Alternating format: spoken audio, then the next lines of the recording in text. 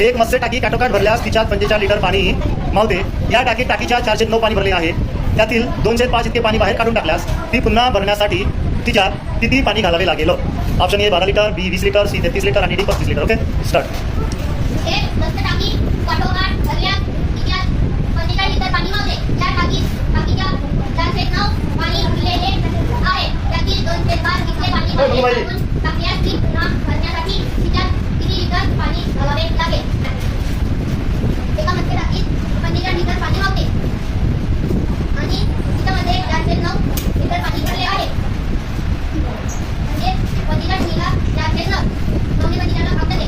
9 1 9 45 बरोबर 4 × 20 किती उत्तर आलं? 20 गुणिले 2/5 5 1 5 5 9 20 4 गुणिले 8. आता 20 मधून 8 मायनस करायचे.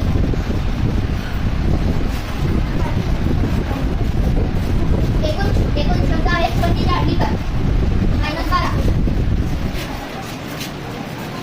बरोबर 33.